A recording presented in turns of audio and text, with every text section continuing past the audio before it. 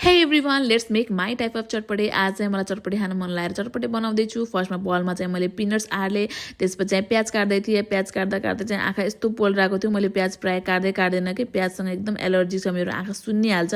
आँखा यस्तो भएको थियो है, त्यही पनि फटाफट मैले प्याज काटेर बलमा हालेर अति भइसकेपछि चाहिँ मुख धुन गएँ। छलछरी मुख धोइसकेपछि बल्ल कस्तो रिल्याक्स फिल भयो। यहाँ आँखा सुन्नेर नाक रातो भएर कस्तो भइसकेको छ। त्यही पनि मैले चाहिँ अब त्यसपछि टमाटरहरू काटेँ अनि त्यसपछि मैले यो काँक्रोहरू पनि काटेर बलमा एड गरेँ अनि सबैलाई मिक्स गरेँ। अनि त्यसपछि चाहिँ मैले एउटा र आधा लेमन चाहिँ एड गरेँ। अनि आज चाहिँ मैले रारा चाउचाउ युज गर्दैछु। फर्स्ट टाइम हो रारा चाउचाउ युज गर्दै, मैले प्रायः भए युज गर्छु। अनि त्यसपछि चाहिँ मैले यो चटपटे मसला हाल्दैछु। यो मैले घरमै बनाएको चटपटे मसला हो। अनि तिनीहरूलाई सबैलाई मिक्स गरेर मैले चाउचाउ एड गरेँ। अनि त्यसपछि त्यहाँ चाउचाउको मसला पनि एड गरेँ।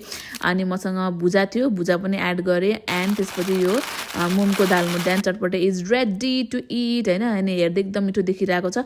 मैले प्रायः चाहिँ चटपटेहरू बनाउँदाखेरि त्यो गिलो मसलाहरू म कहिले पनि हाल्दैन। त्यो मलाई गिलो चटपटे एउटा पनि मन पर्दैन। यस्तै टाइपको मनपर्छ र हजुरहरूले पनि कस्तो टाइपको मनपर्छ त्यो पनि भन्नु होला। Thank you for watching, by.